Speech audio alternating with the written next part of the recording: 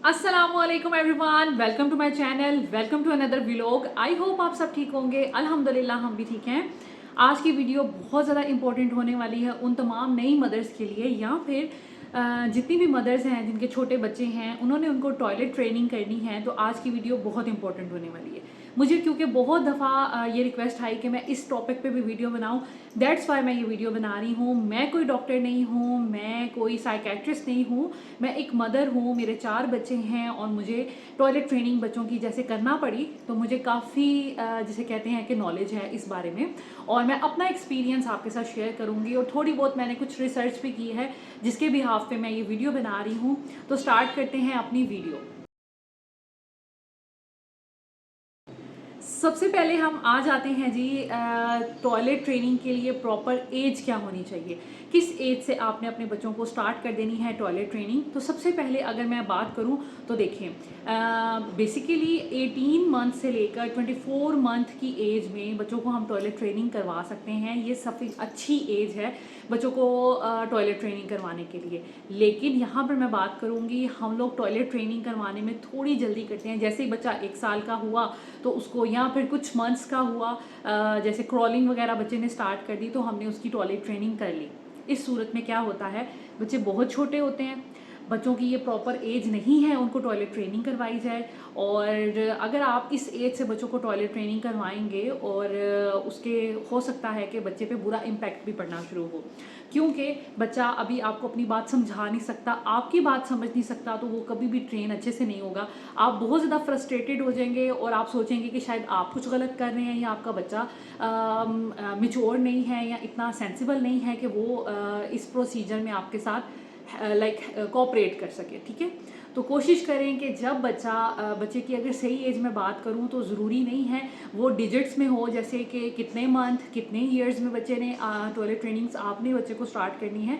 उसके लिए बहुत इम्पॉर्टेंट ये है कि सही एज जो टॉयलेट ट्रेनिंग की है वो ये है बेसिकली, जिस एज में बच्चा आपको अपनी बात कन्वे कर सके और आपकी बात समझ सके। अब आपके घर में जो लैंग्वेज बोली जाती है, बच्चे को उसकी अंडरस्टैंडिंग हो कि बच्चा उर्दू में बात समझता है, इंग्लिश में बात समझता है, और क्या आप उसको कोई इंस्ट्रक्शंस देते हैं तो वो फॉलो करता है, या आपकी बात को वो समझता है, या आपको अपनी बात समझा लेता है।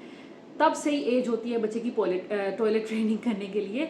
और उसके लिए ज़रूरी नहीं है कि 18 मंथ हो, 24 मंथ हो। कुछ बच्चे लेट बोलते हैं, कुछ बच्चे थोड़े स्लो होते हैं, तो उनकी टॉयलेट ट्रेनिंग लेट हो सकती है। जस्ट लाइक कि हो सकता है कि वो 2.5 साल की एज में थोड़े एक्टिव हों, या वो 3 साल की एज में थोड़े एक्टिव हों, तो ये डिपेंड करता है। और कभी भी ये ना सोचें कि मेरी देवरानी का बेटा 1 साल की उम्र में ट्रेन हो गया था, तो मेरा बेटा या बच्चा क्यों नहीं ट्रेन हो रहा, मेरी नंद का बेटा इतनी जल्दी ट्रेन हो गया था तो मेरा क्यों नहीं हो रहा। देखें, और ये बात मैं ज़रूर कहना चाहूँगी कि अक्सर मदर्स परेशान होती हैं कि मेरा बच्चा बोलता नहीं है, मेरा बच्चा चलता नहीं है, मेरे बच्चे के दांत नहीं आए। तो देखें, अल्लाह ताला ने हर बच्चे की डेवलपमेंट दूसरे बच्चे से डिफरेंट रखी है। हर बच्चा दूसरे बच्चे से डिफरेंट है। तो आप कभी भी ये प्रेशर फील ना करें कि कोई और बच्चा इस एज में वो काम कर रहा है और आपका नहीं कर रहा, तो शायद आपके बच्चे में कोई कमी या खामी है। ऐसा बिल्कुल नहीं है। हर बच्चे की डेवलपमेंट कुछ और होती है। अल्लाह ताला ने सारे बच्चों को स्लाइडें डिफरेंट दी हुई हैं। अगर किसी का बच्चा जल्दी चल रहा है, तो हो सकता है कि आपके बच्चे ने जल्दी दांत निकाल लिए हों। अगर किसी का बच्चा जल्दी चल रहा है, हो सकता है आपका बच्चा जल्दी बोलना शुरू कर दे। तो ऐसा कुछ भी नहीं है। बस आप ये देखें कि क्या आपका बच्चा एक्टिव है, क्या वो जो काम आप उसको सारा दिन वो खेलता है, कूदता है और शोर मचाता है जैसे छोटे बच्चे करते हैं, तो आपका बच्चा इसका मतलब नॉर्मल है। हम आ जाते हैं कि अब टॉयलेट ट्रेनिंग आपने किस एज से शुरू करवानी है। तो सबसे पहले मैंने आपको बता दिया कि 18 टू 24 मंथ जो होते हैं ना, बेसिकली आइडियल हैं, लेकिन कुछ बच्चे उससे लेट भी कर सकते हैं। इसके अलावा मैंने आपको एक और बात बताई कि अगर बच्चा आपकी बात को फॉलो कर रहा है, आपकी इंस्ट्रक्शंस को फॉलो कर रहा है, उसको आपकी लैंग्वेज, आपकी बात समझ आ रही है और वो अपनी बात आपको समझा सकता है, तो फिर आपका बच्चा जो है ना, वो टॉयलेट ट्रेनिंग के लिए बिल्कुल तैयार है। उसके बाद जो नंबर 3 पॉइंट है वो ये है कि अगर आपका बच्चा ज़्यादा ड्राई रहे, ड्राई मीन्स कि आपका बच्चा दिन में एक दफ़ा स्टूल पास करता है, उसकी प्रॉपर टाइमिंग है स्टूल पास करने की। इसके अलावा आपका बच्चा अगर यूरिन करता है तो वो 3 घंटे 2 घंटे बाद यूरिन करता है, दैट मीन्स कि वो ड्राई रहना शुरू हो गया है। इस कंडीशन में आप बच्चे की टॉयलेट ट्रेनिंग शुरू कर सकते हैं, क्योंकि अब आप उसको समझाएंगे और आप प्रॉपर टाइम कैलकुलेट करेंगे तो आपके बच्चे को काफ़ी हद तक फीलिंग आ जाएगी। आपको भी अंदाज़ा हो जाएगा कि अभी उसने अगर यूरिन पास किया तो अब उसको 1 घंटे बाद या 2 घंटे बाद मैंने वॉशरूम में लेके जाना। इसी तरह स्टूल पास करने की टाइमिंग, अमूमन जिन बच्चों का खाने का टाइम टेबल फिक्स होता है ना, उन बच्चों का स्टूल पास करने का भी टाइम फिक्स होता है। वो मॉर्निंग में या इवनिंग में या आफ्टरनून में या नाइट में एक दफ़ा स्टूल पास करेंगे, तो उस सूरत में आप बच्चे को पॉटी ट्रेन करवा सकते हैं। उसके बाद अगर मैं 4th पॉइंट कहूँ तो वो ये है कि अगर बच्चा आपको कॉपी करना शुरू हो जाए, बच्चा इतना कैपेबल है या बच्चा इतना एक्टिव, इतना शार्प है कि वो छोटी एज से आपको कॉपी करता है, उसने हर काम आपके साथ साथ करना है, खाना वो अपने हाथ से खा रहा है, इसके अलावा वो बहन भाइयों के साथ उसको टेबल चेयर पे बैठना आता है, खाना अपने हाथ से खाना का आता है। कुछ बच्चे क्योंकि एक्टिव ज़्यादा होते हैं, जिसे कहते हैं हाइपर एक्टिव होते हैं, तो वो सारे काम अपने खुद से करना चाहते हैं। अगर वॉशरूम जाने का उसका इंटरेस्ट डेवलप हो रहा है कि मैंने वॉशरूम जाना है, बड़े भी वॉशरूम जा रहे हैं, मैंने टीथ ब्रश करने हैं या मैंने नहाना खुद है, इस सूरत में आपका बच्चा तैयार है कि अब आप उसको टॉयलेट के लिए ट्रेन कर सकते हैं। तो फिर क्योंकि वो आपको कॉपी करता है, आप जो भी एक्ट उसके सामने करेंगे या उसको दिखाएंगे तो वो उसको भी कॉपी करने की कोशिश करेगा और वो ट्रेनिंग अपनी कर लेगा। इसके अलावा सबसे इम्पॉर्टेंट बात कि अगर बच्चा आपका डायपर में डिस्कम्फर्ट फील करता है, लाइक उसको इरिटेशन है या जैसे उसने यूरिन पास किया उसका दिल करता है कि मैं अपने डायपर को उतार दूं, या वो आपको इशारा करता है कि मेरा डायपर रिमूव कर दें, या मैंने स्टूल पास कर लिया है तो मेरा डायपर रिमूव कर दें। अगर बच्चा इन चीज़ों में डिस्कम्फर्ट फील करता है, दैट मीन्स कि आपका बच्चा अब अगर आप उसको ट्रेन करेंगे तो वो ट्रेन हो जाएगा, क्योंकि वो डायपर में अब कंफर्टेबल नहीं है। तो इस सूरत में आप अपने बच्चे को ट्रेन कर सकते हैं। ये 5 स्टेप्स हैं, अगर आप इनको ऑब्जर्व करें और देखें कि हमारे बच्चे में ये चीज़ें हैं, तो आपका बच्चा जो है वो टॉयलेट ट्रेनिंग अब कर लेगा, उसके लिए आसान हो जाएगी। उसके बाद अब मैं बात करती हूँ कि कितना टाइम रिक्वायर्ड है इस पूरे प्रोसीजर में, ठीक है। तो मेरी जो बेटियां हैं ज़ैना फातिमा, इनको 2 वीक्स लगे थे।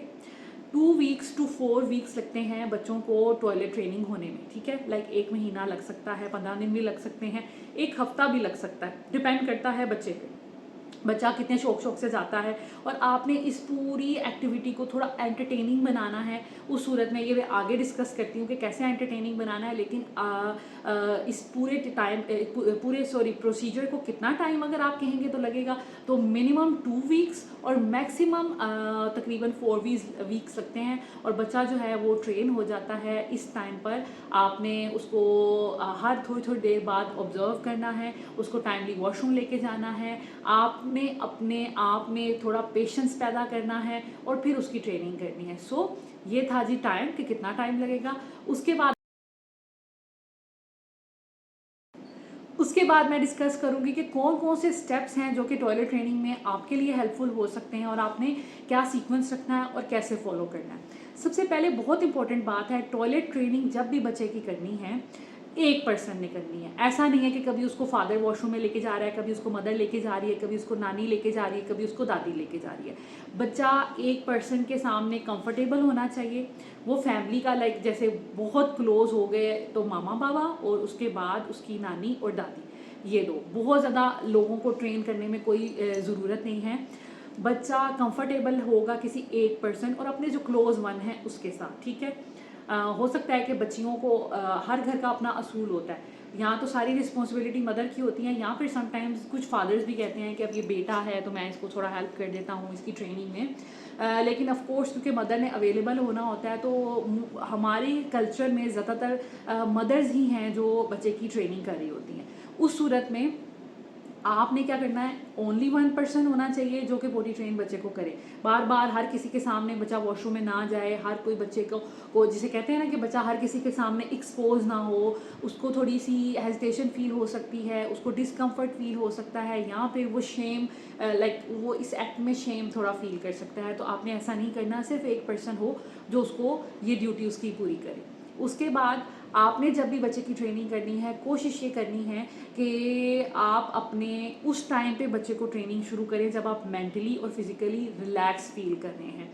जैसा कि समटाइम्स फैमिली में कोई शादी होती है या आपके घर बहुत गेस्ट आए होते हैं, या फिर आपका कोई, अगर आप वर्किंग लेडी हैं तो काम का लोड बहुत ज़्यादा है, कोई डेडलाइंस हैं जो आपने मीट करनी है। इस सूरत में अगर आप पोटी ट्रेनिंग करेंगी तो आप भी चिड़चिड़ी रहेंगी, बच्चा भी सही से वो एक्ट नहीं कर पाएगा। तो हो सकता है कि ये जो प्रोसीजर है इसमें आप एग्जॉस्ट हो जाएं और ये प्रोसीजर जो है वो बहुत लंबा हो जाए। इसलिए कोशिश करें जब आप मेंटली और फिज़िकली रिलैक्स हों, अब आप सोचें कि हाँ कुछ दिन मेरे पास हैं, मैं अपने बच्चे को ये अपना टाइम, अपनी केयर दे सकती हूँ, उस सूरत में आप फिर पोटी ट्रेनिंग उसकी करेंगे, सो दैट ना तो आप फ्रस्ट्रेटेड हों और ना ही बच्चा। उसके बाद अगर हम बात करें तो पेशेंस बहुत ज़्यादा ज़रूरी है। अगर आपने बच्चे की ट्रेनिंग करनी है टॉयलेट की तो उसके लिए आपको बहुत पेशेंस की ज़रूरत होगी, क्योंकि ये थोड़ा सा टायरिंग, थोड़ा सा जिसे कहते हैं बार बार उसमें चेक एंड बैलेंस रखना और फोकस करना, इसके अलावा टाइम देना, बच्चे के मूड्स भी आपको बियर करने पड़ सकते हैं। हो सकता है वॉशरूम में आपको 3-3, 4-4, 5-5 मिनट बैठना भी पड़े बच्चे के साथ। तो इसमें आपको थोड़ा सा पेशेंस की ज़रूरत है। आपने हाइपर नहीं होना, आपने फ्रस्ट्रेटेड नहीं होना, आपने गुस्से में नहीं आना, क्योंकि अगर आप गुस्सा करेंगी, बच्चे पे चीखेंगी, वो अपना वॉशरूम कंट्रोल कर लेगा, लाइक उसने जो भी यूरिन या स्टूल पास करना हो वो कंट्रोल कर लेगा। इससे उसको यूरिनरी इन्फेक्शन हो सकता है, उसको कॉन्स्टिपेशन हो सकती है। तो आपने इन चीज़ों से खुद को बचाना है। कोशिश करनी है कि ये जो लाइक एक फेज़ है इसको अच्छे से गुजारें पेशेंस के साथ, इसमें गुस्सा ना करें, बच्चे को ये नहीं करें कि जल्दी करें, या अगर बच्चे ने फ़र्श को गंदा कर दिया है या किसी सोफ़े को गंदा कर दिया है, उस सूरत में आप गुस्से में आ जाएं और कहें ये क्या किया है और उसको डांटना शुरू कर दें। नहीं, ऐसे बच्चा समझेगा कि ये कोई गलत काम है जो मैंने किया है और मुझे ऐसा नहीं करना चाहिए, तो वो फिर आपके साथ कोऑपरेट नहीं करेगा। तो इन चीज़ों का आपने ख्याल रखना है, बड़े प्यार मोहब्बत से बच्चे को ट्रेन करना है। उसके बाद आपने बहुत सी ऐसी वीडियोस हैं, बहुत से ऐसे कार्टून्स हैं, फ्लैश कार्ड्स भी होते हैं, इसके अलावा कुछ ऐसी बुक्स भी होती हैं जिसमें प्रॉपर एक्ट करके, लाइक कार्टूनिक फॉर्म में बच्चे को एक्ट करके दिखाया जाता है कि आपने सबसे पहले वॉशरूम में जाना है, आपने अपना ट्राउज़र रिमूव करना है, आपने सीट पे बैठना है, उसके बाद आपने वो एक्ट करना है और फिर आपने अपने ट्राउज़र को ऊपर करना है एंड हैंड वॉश करना है। तो सारा एक प्रोसीजर दिखाया जाता है। मैं इस वीडियो के लिंक में डिस्क्रिप्शन में लिंक ऐड कर दूंगी कि मैंने अपने बच्चों को कैसे बॉडी ट्रेन किया है, कौन सी वीडियो दिखा के बॉडी ट्रेन किया है, तो आपको अंदाज़ा हो जाएगा। आप अपने बच्चे को वो दिखाएं। और इज़ा का तो इतना क्यूट था ये फेज़, मैं आपको बता नहीं सकती। जो मेरी थर्ड बेटी है, पहली दो बेटियों को मेरी मदर ने ट्रेन किया था, मैंने बिल्कुल इन्वॉल्वमेंट नहीं की थी। मामा मेरे पास आई हुई थी तो मैंने उनके कंट्रोल में ये दोनों छोड़ दी थी और उन्होंने बॉडी ट्रेन किया था। जो इज़ा का था, इज़ा को मैंने ट्रेन किया था और इज़ा को ज़ैनब फातिमा ने भी थोड़ा बहुत हेल्प किया था, उसको मोटिवेट किया था। हम उसको वीडियो दिखाते थे और उसको वो एक्ट करके दिखाते थे, बड़े मज़े से वो वीडियो हम सिंग करते थे, जिसकी वजह से वो इस चीज़ को ना उसने फ़न एक्टिविटी के तौर पे किया और विदिन अ वीक इज़ा ने पोटी ट्रेनिंग उसकी हो गई थी, जो कि बहुत मज़े का रहा पीरियड। तो मैं वीडियो जो है डिस्क्रिप्शन में ऐड कर दूँगी, आप देख सकते हैं, अपने बच्चों को दिखा सकते हैं और उनको थोड़ा सा खुद भी वो जेस्चर्स और वो पोइम्स लाइक सुना कर, दिखा कर आप बच्चे को अट्रैक्ट कर सकते हैं कि आपने किस तरह उसकी पोटी ट्रेनिंग करनी है। उसके बाद बहुत ज़्यादा इम्पॉर्टेंट है वॉशरूम की सीट, कि आपने बच्चे को जहाँ पर भी उसको ट्रेन करना है, एक सीट होनी चाहिए फर्स्ट ऑफ ऑल। जैसे कि अगर आप जिसे कहते हैं पाकिस्तानी टॉयलेट यूज़ करें, लाइक नीचे जो WC होता है शायद उसमें, तो आप उसको उसी में ट्रेन करेंगे। और अगर आप कमोड यूज़ कर रहे हैं, ऐसे नहीं करना आपने एक दिन कमोड एक दिन दूसरी सीट, तो इस तरह बच्चा कंफ्यूज हो जाएगा और वो सही से वो एक्ट नहीं कर पाएगा। तो इसलिए एक ही टॉयलेट रखें और उसको एक ही तरीका समझाएं। उसके बाद जब बच्चे बड़े हो जाते हैं तो दूसरी चीज़ भी यूज़ करनी उनको आ जाती है। इस चीज़ का आपने ख्याल रखना है। उसके बाद आपने कोशिश करनी है कि बच्चे के लिए कोई लाइक एक कमोड की सीट आती है, आप वो ले लें अगर आप कमोड पे बच्चे को ट्रेन करें। मैंने अपने बच्चों के लिए कोई पॉट कुछ भी ऐसा यूज़ नहीं किया, मुझे खुद भी थोड़ा वो अनहाइजेनिक या वो थोड़ा जिसे कहते हैं थोड़ा बहुत मैसी काम लगता है, तो वो मदर की भी ड्यूटी बढ़ जाती है। मेरे पास वॉशरूम की सीट है, मैं अभी आपको यहाँ पर शो कर दूँगी। मैंने उसमें इज़ा को ट्रेन किया, उसके बाद मैंने ज़ावियार को, अभी ज़ावियार के लिए रखी हुई है, उसी में ट्रेन करूँगी। ज़ैनब फातिमा के लिए अलग थी, वो फिर मैंने फेंक दी थी। उसके बाद फिर इज़ा के लिए मैंने नहीं ली थी। तो इस तरह की सीट्स आती हैं, आप कमोड के ऊपर रखें, ये बच्चे के साइज़ की होती हैं, दैट्स वाई बच्चा अंदर बिल्कुल नहीं जाता और आपके कमोड को ही वो एज वॉशरूम यूज़ करता है। तो ज़रूरी नहीं है कि आपने बच्चे को के लिए पॉट ही ख़रीदना है। इन केस अगर आपके घर कमोड नहीं है, आपको दूसरी सीट रिक्वायर्ड है, फिर आप बच्चे के लिए पॉट ले लें। और समटाइम्स ऐसी चीज़ें बच्चों को अट्रैक्टिव लग रही होती हैं, बच्चे ऐसी चीज़ों को यूज़ करने के लिए बड़े एक्साइटेड हो रहे होते हैं और वो फिर आपका जो पोटी ट्रेनिंग वाला एक फ़ेज़ है वो भी मज़े का गुजर जाएगा। तो आप इस तरह के कोई पॉट्स वगैरह ख़रीद सकते हैं, मार्केट में बहुत ज़्यादा आए हुए हैं, बड़े डिफरेंट डिफरेंट शक्लों के, शेप्स के, कलर्स के और कैरेक्टर्स के आए हुए हैं। तो आप वो लेकर बच्चे को भी थोड़ा उस चीज़ को थोड़ा जिसे कहते हैं एंटरटेनिंग बना सकते हैं और आपका काम भी हो जाएगा। एक काम। दूसरा काम, बच्चे को अगर आप कमोड पे ट्रेन कर रहे हैं तो कमोड की सीट के साथ आप कोई ना कोई नीचे स्टूल रखेंगे जिसके ऊपर चढ़ के बच्चे ने वॉशरूम करना है। चाहे आपकी सुपरविजन हो, चाहे आपकी सुपरविजन ना हो, अगर जल्दी में उसको आया है तो वॉशरूम में कमोड के पास स्टूल कोई रख दें ताकि आपका बच्चा भाग कर उसको आगे करे, उसके ऊपर चढ़ के तो सीट पे बैठ जाए, उसको मुश्किल ना हो। और बहुत इंपॉर्टेंट बात, जब भी कमोड रखना है आपने, अगर कमोड पे भी बच्चे को आपने ट्रेन करना है तो कहीं लाउंज में किसी जगह नहीं होना चाहिए, वॉशरूम में होना चाहिए। बच्चों को ये अंडरस्टैंडिंग होनी चाहिए कि ये ऐसी एक्टिविटी है जो हमने सिर्फ वॉशरूम में करनी है। तो आपने इस चीज़ का बहुत ज़्यादा ख्याल रखना है। तो ये चंद चीज़ें थी अहम। उसके बाद आपने बच्चे को कोशिश करनी है कि जब भी बच्चा अपना उसने टॉयलेट करना है तो आपने उसके सर पे खड़े रहना है। देखें, बहुत से बच्चों को आजकल यूरिनरी इन्फेक्शंस हो रहे हैं, बहुत से बच्चों को हाइजीन की प्रॉब्लम होती है। तो बच्चों की हाइजीन का आपने ख्याल रखना है, चाहे आपके बच्चे थोड़े बड़े भी हो जाएं, लेकिन आपने मेक श्योर करना है कि उनको वॉश कैसे करना है। ठीक है, ज़ैनब फातिमा को मैं तकरीबन 4 साढ़े 4 साल तक खुद वॉश करती रही हूँ। 5th ईयर में मैंने उनको बताया है कि भाई आपने ऐसे मेक श्योर करना है कि आपकी बॉडी क्लीन हो जाए।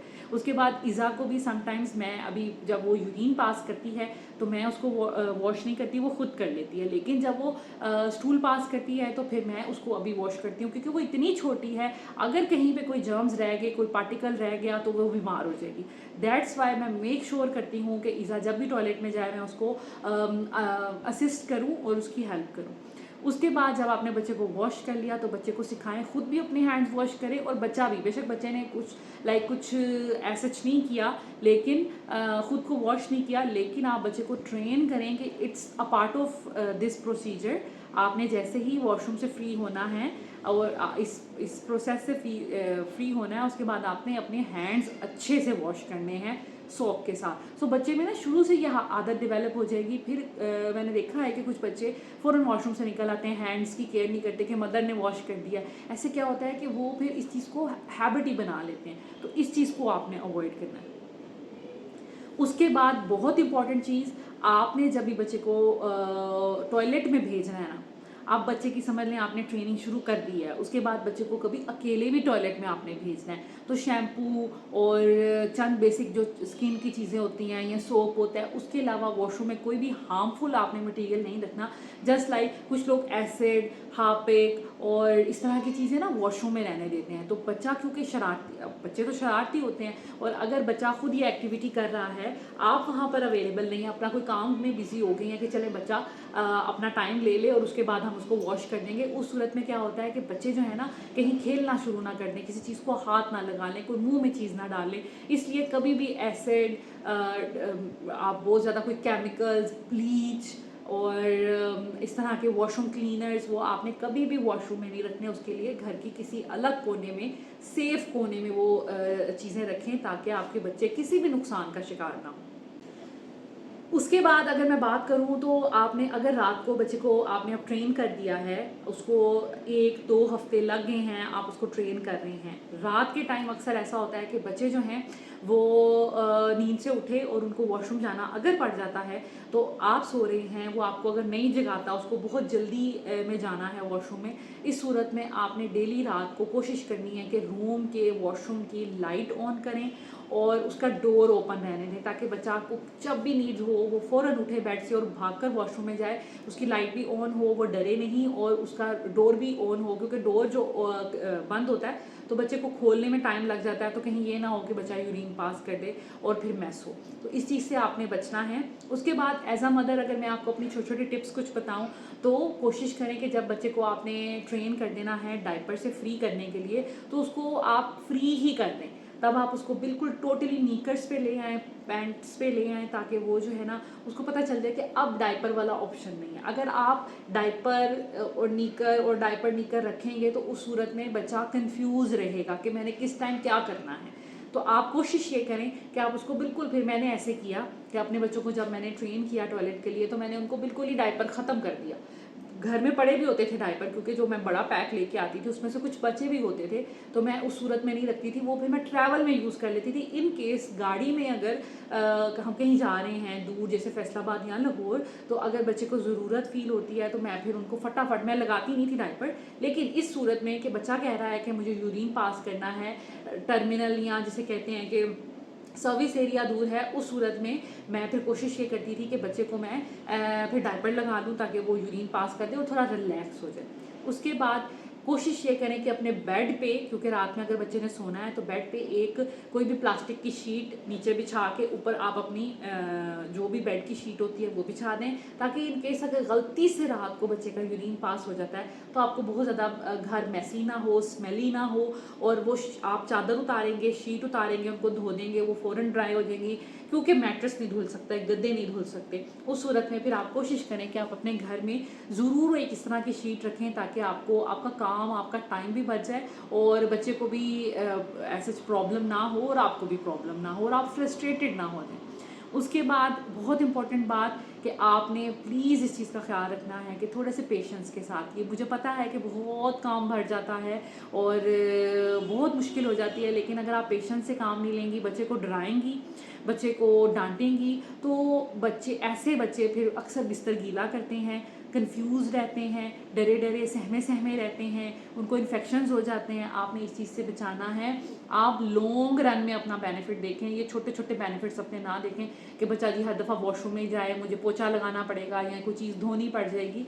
आप लॉन्ग रन में सोचें और बच्चे की हेल्थ के और हाइजीन के बारे में सोचें। उसके अलावा एक और टिप, अगर आपको लगता है कि घर में बच्चे हैं और घर कारपेटेड है, मैंने बहुत अच्छे अच्छे रग्स रखे हुए हैं, मैंने घर को बहुत डेकोर किया हुआ है, बच्चा अगर यूरिन कर देगा तो घर गंदा हो जाएगा, तो मैंने इस पीरियड में क्या किया था, अगर मैं आपको अपनी टिप बताऊं, मैं जब भी बच्चे को पोटी ट्रेन करती हूँ, टॉयलेट ट्रेनिंग करती हूँ, तो मैं अपने घर से सारे कारपेट्स और इस तरह की चीज़ें हटा देती हूँ। फिर रह जाते हैं सोफ़ाज़ एंड बेड्स, तो उसका मैं ख्याल रखती हूँ कि बच्चे को नीचे कोई मैट कुछ इस तरह का जो वॉशेबल हो, जो प्लास्टिक मैट्स होते हैं वो बिछा दूँ, उसके साथ बच्चा खेलता रहे, खिलौनों के साथ खेलता रहे। तो मेरे बच्चे जो है इसी तरह खेलते रहते थे और सोफ़ाज़ वगैरह पे कम ही बैठते थे शुरू से, तो इस वजह से मुझे बड़ी आसानी रही। पास में टीवी लगा देती थी, टॉयज़ रख देती थी, तो बच्चे लाउंज एरिया एक स्पेसिफिक एरिया में रहते थे, और जैसे ही बच्चे को वॉशरूम में जाना होता था तो मैं उसको फ़ौरन हर काम छोड़ के, इवन अपना खाना पीना हर चीज़ छोड़ फटाफट एक्टिव होकर भाग कर उसके साथ जाती थी कि बच्चा सुकून से और टाइमली अपना वॉशरूम यूज़ कर ले। तो ये छोटी छोटी टिप्स हैं जो मैं आपके साथ शेयर कर रही हूँ। आई होप आज की वीडियो आपको अच्छी लगी होगी और ये वीडियो बहुत सी मदर्स के लिए बेनिफिशियल होगी। Thank you so much for watching this video. अगर वीडियो अच्छी लगे तो प्लीज़ लाइक एंड शेयर कीजिएगा, चैनल को सब्सक्राइब कर लें ताकि आपको इसी तरह की इन्फॉर्मेटिव वीडियोस मिलती रहें। मैं बच्चों से रिलेटेड, पेरेंटिंग से रिलेटेड बहुत सी वीडियोस ऑलरेडी शेयर कर चुकी हूँ और आगे भी करती रहूँगी। Thank you so much for watching this video. Take care. अल्लाह हाफिज़।